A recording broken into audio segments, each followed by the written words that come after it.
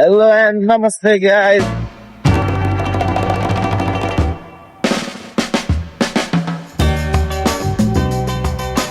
दाजु भाइ यसो सौरातिर हैन कता हो मामा 20,000 ताल रिजोर्ट.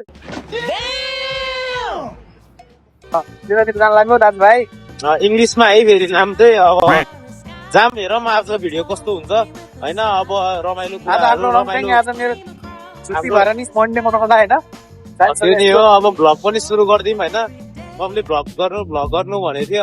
ओके चाहिँ यो डेली भ्लगको फर्स्ट एपिसोड रामको 16 प्रो म्याक्स लेकिन एक सेकेन्ड 16 बाट खिचेको छ. आइफोन 16 बाट जुन चाहिँ अस्ट्रेलियाबाट अल द वे फ्रम अस्ट्रेलियाबाट मेलबोर्नबाट आएको हैन. अनि साउट आउट टु हाम्रो नानी सुबु अनि ए सरी त्यही पनि साउट आउट गइसक्यो नि त.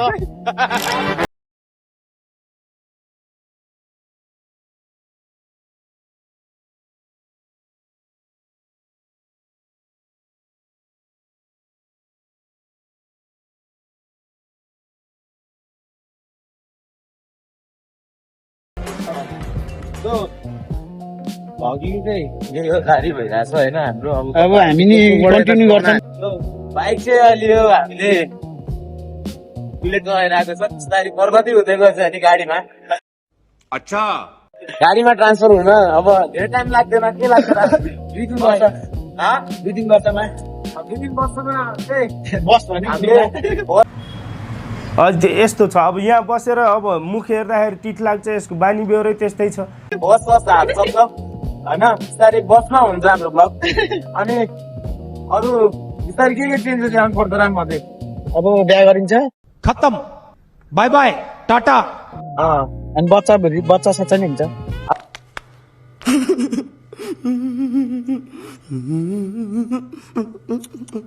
अनि आज चाहिँ डे 1 भ्लगमा हाम्रो फर्स्ट एपिसोडमै रामलाई लिएर आउनुको कारण चाहिँ is one of the talent person also.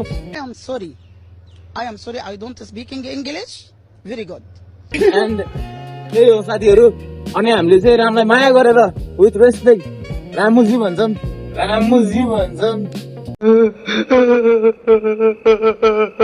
मलाई होइन राम हो नामा हो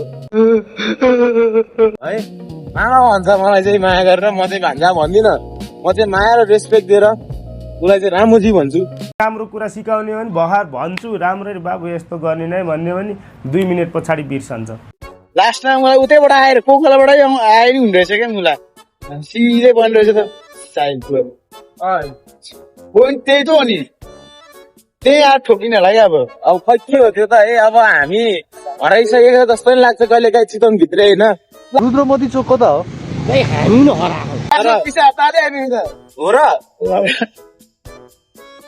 र लामो बाटो पऱ्यो झन् यो बाटो लानु पऱ्यो मुला. बाटो लामो पर्यो पनि त अब मलाई जान त पर्यो नि त.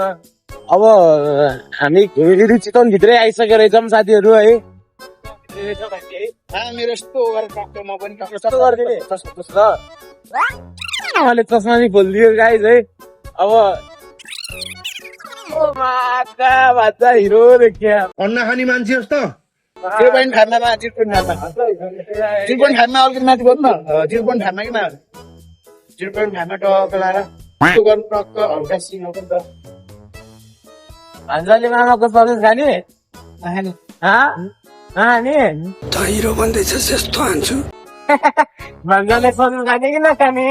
यो आउँछ यो आउँछ तेरो लागि. मुख पनि छाडिदिनु कि क्या हो. भर्खरै प्र्याङ्क गरिदिएर हामी साथीलाई के भन्ने यार. तर के भएको घटना सुनिदिउँ न.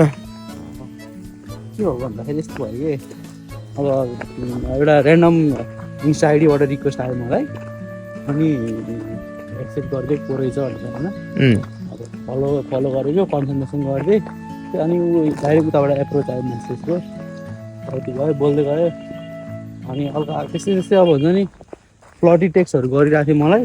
म त अब केटा हो कि केटी को हो भन्ने भयो नि त. केटा हो कि छक्का हो कि मिसकट भने जस्तो भयो होला कि तँलाई चाहिँ. केटा हो कि केटी हो कि छक्का हो कि मिसकट. भोइस मेसेज आयो है केटीकै भोइस मेसेज आयो.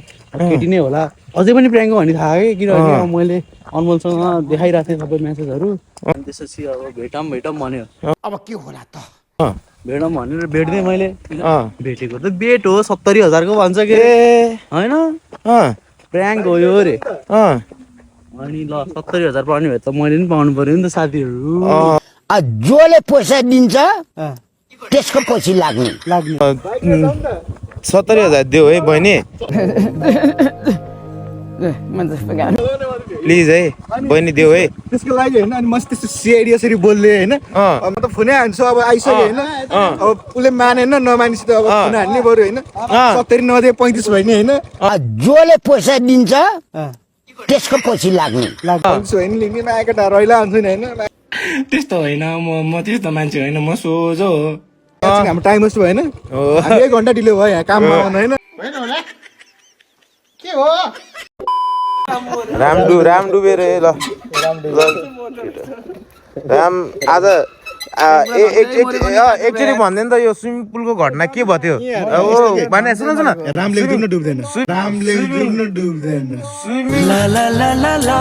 स्विमिङ पुलको घटना जुन त्यो प्रेसिडेन्सीको घटना दुधो होइन बच्चा बच्चा भने यस्तो गरे मैले केटाहरूले फेरि नाटक गरेछ कसैले नबताइ कोही नबताएको रहने आफ्नै भाइ हो मरला मान्छे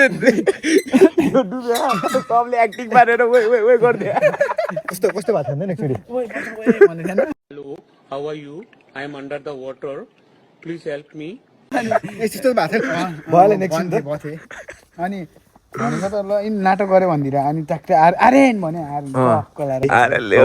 हामी चाहिँ अहिले यता चाहिँ हलो जोत्न आएको छौँ है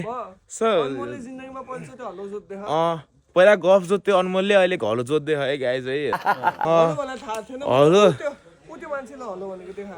हलो भनेको त जस्तो मान्छेलाई भन्छ हलो hello hello hello hello they यही थाहा थियो होला हलो भनेको चाहिँ यही थाहा त्यही सिकाएको तँलाई संस्कार पढे लेखेको एउटा शिक्षित व्यक्ति भएर थियो यही हो यसले के भन्छ त मुन्ना यसलाई ल ठिक छ गाइज है उता फोटो खिचाइ भइरहेछ रामको कसम रामको पहेटा गाइज है यत्रो पहेटा आछ है ल यतिको त यहाँ पहेटा पुरै हात यस्तो गर्न यस्तो खिचा ओए नाइस ओए ल ठिक छ आज के लिए फिलहाल इतना ही। आपकी तरह मैं भी मायूस हूँ, लेकिन उम्मीद पर दुनिया कायम है। दिल दुखा है लेकिन टूटा तो नहीं है और उम्मीद का दामन छूटा तो नहीं है।